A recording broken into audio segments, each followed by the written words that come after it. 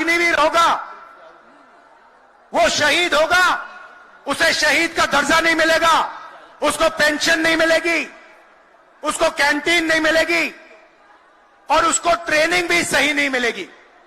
एक तरफ चाइना के सैनिक, पाकिस्तान के सैनिक सालों की ट्रेनिंग लेते हैं और हमारे युवाओं को नरेंद्र मोदी 6 महीने की ट्रेनिंग देने के बाद उनके सामने खड़े करने की कोशिश कर रहा है। खारगे जी, लालू जी, रबड़ी देवी जी, अखिलेश यादव जी, तेजस्वी जी, सीताराम येचुरी जी, डी राजा जी, दीपंकर जी, केसी वेणुगोपाल जी,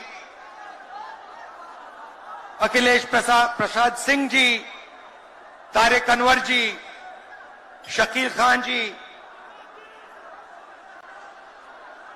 गठबंधन के वरिष्ठ नेता और गठबंधन के प्यारे कार्यकर्ता, भाइयों और बहनों, प्रेस के हमारे मित्रों,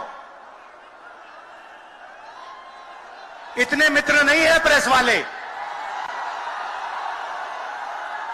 आप सबका यहां बहुत बहुत स्वागत,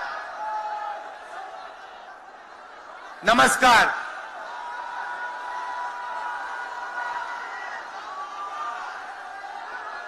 देश में जब भी बदलाव आता है, वो बिहार में तूफान शुरू होता है। यहां से तूफान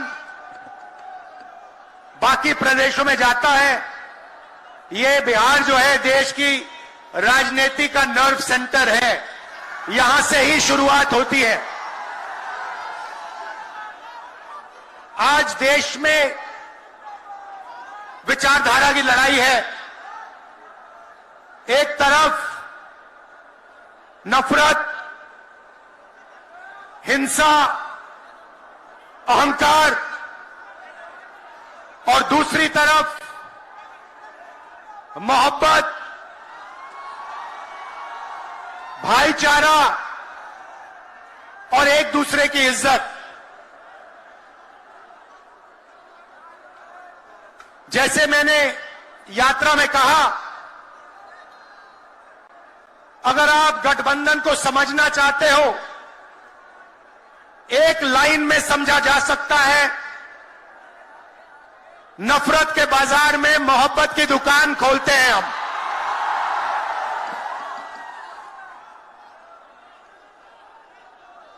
इस देश में नफरत क्यों फैल रही है? यह नफरत का देश नहीं है, आप सब जानते हो। आपके दिल में, हिंदुस्तान के नागरिकों के दिल में नफरत नहीं है, मोहब्बत है, प्यार है, एक दूसरे का आदर है।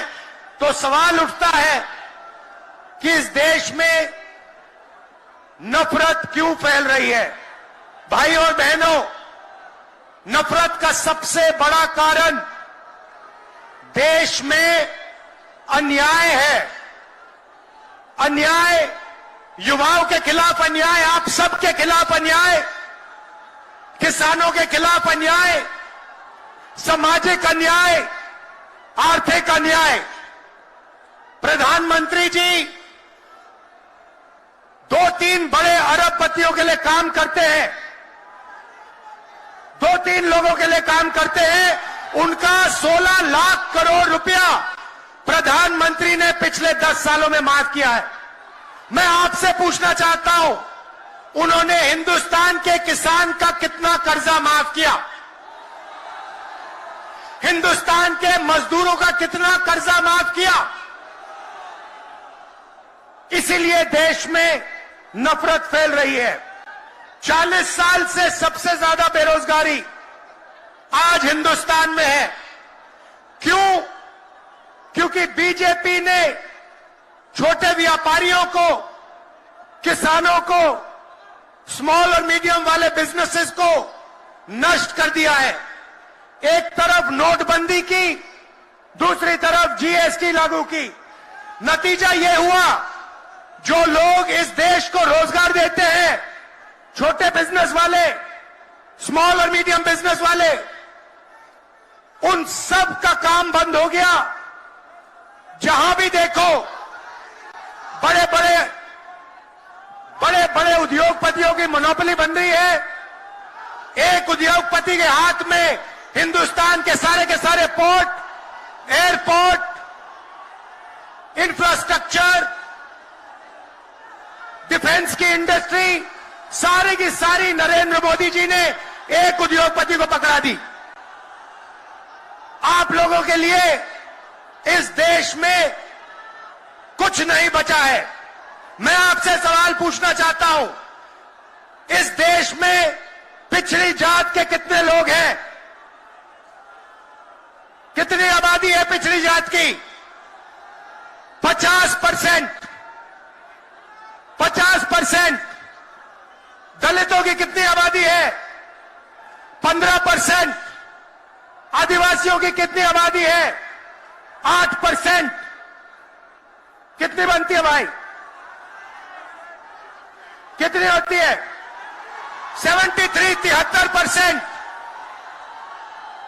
अब देखिए,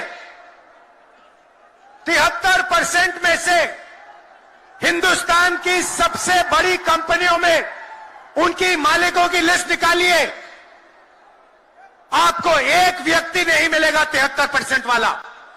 उसके बाद मीडिया के मालिकों की लिस्ट निकालिए, बड़े बड़े इनके जो पत्रकार हैं उनकी लिस्ट निकालिए, आपको 73% में से एक नहीं मिलने वाला है।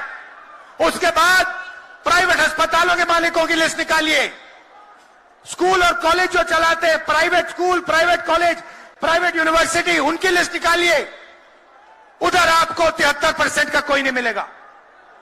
उसके बाद जो हिंदुस्तान को 90 ब्यूरोक्रेट चलाते हैं, आईएएस वाले, उनकी लिस्ट निकालिए, उधर आपको 3 पिछड़े वर्ग के लोग मिलेंगे, 3 दलित मिलेंगे और 1 आदिवासी मिलेगा। और अगर हिंदुस्तान की सरकार 100 रुपए खर्च करती है, बजट में अगर 100 रुपए खर्च होते हैं, तो 73% की 6% की 6 रुपए की भागीदारी बनती है। तो ये जो 73% है, और उसमें अगर आप जोड़ना चाहते हो तो गरीब जनरल कास्ट के लोगों को भी जोड़ लो। इनके लिए इस देश में कोई रास्ता नहीं बचा है। पहले क्या होता था?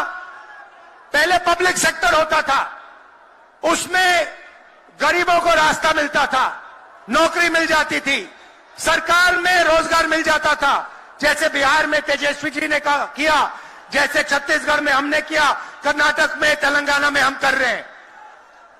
मगर नरेंद्र मोदी जी ने ये सारे के सारे रास्ते बंद कर दिए। सेना में आप जाते थे, वहां अग्निवीर लागू कर दिया। अब देखना, अग्निवीर लागू किया, और अग्निवीर में पहली बार इस देश में 2 तरीके के शहीद होंगे। एक शहीद होगा, उसको शहीद का दर्जा मिलेगा, उसे पेंशन मिलेगी, उसे कैंटीन मिलेगी, और उसे गांव में, शहर में आदर मिलेगा। दूसरा शहीद होगा, अग्निवीर होगा, वो शहीद होगा, उसे शहीद का दर्जा नहीं मिलेगा, उसको पेंशन नहीं मिलेगी, उसको कैंटीन नहीं मिलेगी, और उसको ट्रेनिंग भी सही नहीं मिलेगी। एक तरफ चाइना के सैनिक, पाकिस्तान के सैनिक सालों की ट्रेनिंग लेते हैं, और हमारे युवाओं को नरेंद्र मोदी 6 महीने की ट्रेनिंग देने के बाद उनके सामने खड़े करने की कोशिश कर रहा है। नतीजा आप जानते हो। मैं ज्यादा नहीं बोलना चाहता हूं, क्योंकि लालू जी को बोलना है। ये देखो, लालू जी को बोलना है, मगर मैं सिर्फ ये कहना चाहता हूं, बीजेपी के लोगों को गलतफहमी में नहीं होना चाहिए।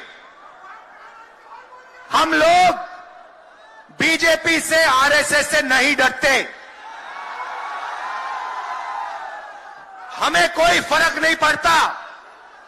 हम देश के लिए लड़ते हैं, हम देश के लिए मरने के लिए तैयार हैं और हम बीजेपी को, आरएसएस को यहां से हटा के इंडिया की सरकार बनाकर दिखाएंगे। आप सबका दिल से बहुत बहुत धन्यवाद। नमस्कार, जय हिंद। साथियों, नेशनल जनमंच को सब्सक्राइब करें, साथ ही बेल आइकन की घंटी को बजाएं।